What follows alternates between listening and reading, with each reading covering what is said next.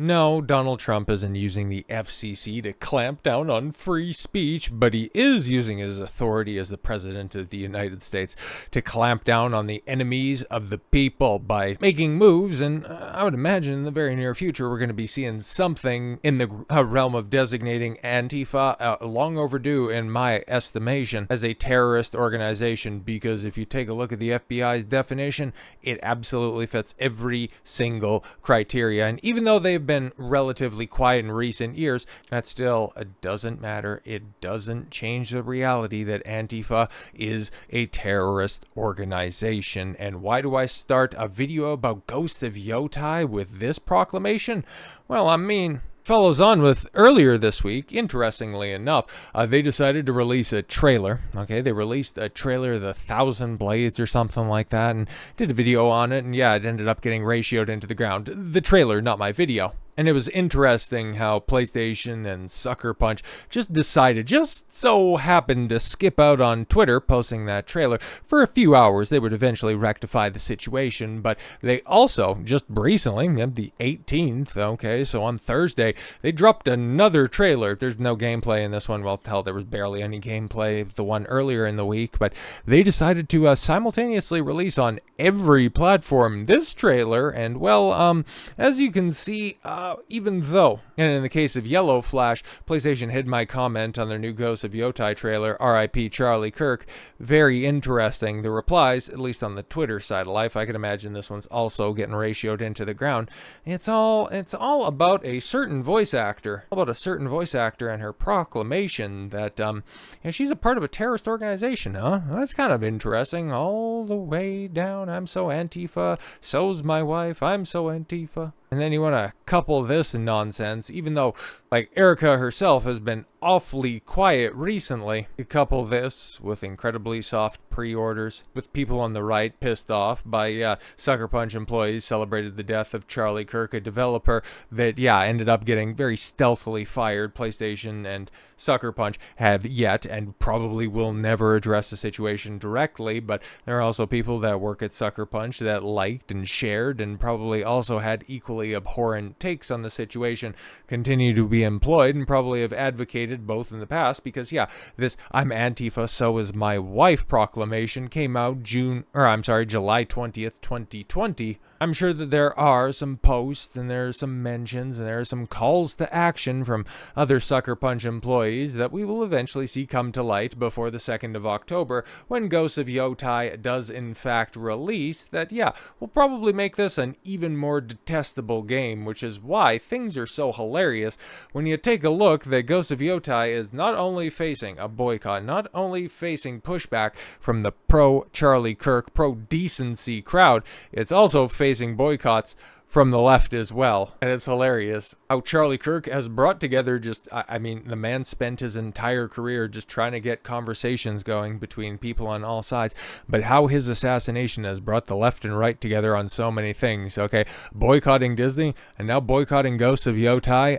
The man's legacy will live on forever. So yes, Ghosts of Yotei now facing boycott from right and left after Drew Harrison's Charlie Kirk controversy. What are we talking about? Ghosts of Yotei, at one time highly anticipated, and I had a wait and see approach to this because the stuff that we were seeing, that they were releasing was looking pretty good. It comes from a studio that has a very good pedigree, so I thought that, the complaints about my girl bossing and shit like that was, and I still think that is very much blown out of proportion, but I can't back a studio. And number one, staffs a bunch of activists that, just put, as you can see right there, puts all of that nonsense ahead of them being a developer and something passionate about gaming. I cannot see that at all whatsoever in that self-indulgent bio. The company is never at all entitled to your money, and you're allowed to make whatever decisions you want. So if it flops, it flops. So yes, back to this. Yes, facing unprecedented backlash, not from one side of the political spectrum, but from both. What began as outrage from conservatives over a developer mocking the assassination of Charlie Kirk has now spiraled into calls for Ghost of Yotei boycott from left-wing activists angry at the studio for terminating the same employee. Hilarious. The controversy started when senior artist Drew Harrison, a longtime Sucker Punch developer, made a social media comment joking about Kirk's assassination. Making some reposts, and then all well. So yeah, this one's a joke, and if it was in a vacuum, it would be a very poorly timed joke, but I would defend it simply as a joke. Hope the shooter's name is Mario, so that Luigi knows his brother got his back. That's distasteful, but it's fine. You can just move on with the rest of your day. But in the context of everything else, reposting, yes, John Walker, he died doing what he loved, being a transphobic, racist bigot. And yeah, that's where things get a little bit less defensible, and your joke moves into a cosign for murder, and yeah, go to hell. How about that? The backlash was immediate. Critics argued that cheering on violence against a political activist crossed the line. Soon after, Sony confirmed to Kotaku that Harrison was no longer an employee at Sucker Punch. However, neither Sony nor Sucker Punch ever directly addressed the controversy or condemned the statement by Harrison, leading to even more backlash from conservative gamers. On the right, the reaction was swift. Fans began canceling their pre-orders of Ghost of Yotei, posting screenshots of their refund confirmations and plans to boycott the game.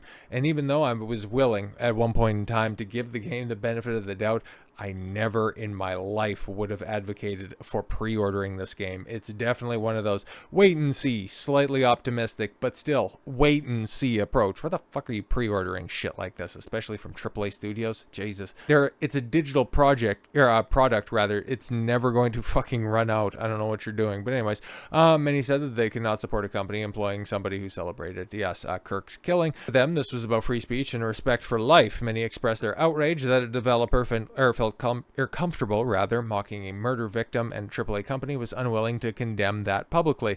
Exactly. That's the reason why I was like, yeah, I'll just watch it burn. That's fine. Because it's a, first party PS5 title. Okay, we're never going to get the equivalent to a Steam chart or anything like that. So we would just simply have to wait and see and wait, for Sucker Punch to come out and say, hey, look we have 1 million players. Run that mock cycle until we get a sales report at the end of October, the beginning of November to go, wow, nobody's playing this game, and well, now we'll just simply be able to see in fairly short order how quickly this thing is going to be going on sale, how deeply discounted it's going to be for the Christmas sale, but all in due time, I suppose. But yes, now we get to the left. Okay, Sucker Punch's refusal to address the issue intensified backlash from the right, and instead of putting out the flames, Sucker Punch's decision to part ways with Harrison actually sparked a second fire. Activists on Blue Sky are now furious that the studio caved to what they call right-wing pressure. Bro. Calls for Ghost of Yotei boycott, yes, were compiled by Master of the TDS, and yeah, we've seen it right there. Here's some of them. Time to boycott Ghost of Yotei and Sony until they reinstate the artist. Man, these fucking hacks. Because a lot of this shit came out a couple of days ago. Boycott Ghost of Yotei. Fuck Sucker Punch. Fuck their CEO. Fuck and upper echelon for capitulating to these fucking fascists. That's literally the exact same stuff that we have seen with the Jimmy Kimmel outrage. He needs to be reinstated. These big companies only care about their bottom line. All right, where have you been? Okay, just because they were pandering to your side of the aisle for all these years, you didn't take stock of reality. This is why I don't think your rank and file leftists are out there. I don't think that they're playing any 4D chess or anything like that. This is no grand conspiracy. They're just all proving themselves to be fucking stupid. But yes, another declared I removed all Sony titles from my wish list. Well, that shouldn't have been a long list. Your management is supporting domestic terrorism and fascism. Fucking how? Something that you would have characterized, I'd imagine, a couple years back, especially, in regards to, let's just pull a name out of the hat, Gina Carano, Roseanne Barr, any of the ones that have been excellent counterpunches to what has been happening recently. I would imagine you were probably fine and would say that, that was just a business decision to get rid of such toxic individuals. But you don't want to employ that right now, huh? Very interesting. Others mock the studio for trying to appease Trump supporters, warning that alienating potential buyers over a joke was a poor PR move. Hilarious. Still, others noted time to boycott Ghost of Yotei, a sentiment that seems to be shared now within left and right-wing gaming circles. So it's hilarious, absolutely hilarious, that over the course of a week, a game that was probably looking to be Sony's biggest launch heading into the holiday season has managed to do probably what it was looking to do to begin with, uniting gamers on all sides of the aisle. They just didn't anticipate it would end up coming together like this. So with all that said, thank you all very much for the gift of your time. I've been Don Consuelo. I want you to follow your gut and get after it. Take care, everyone.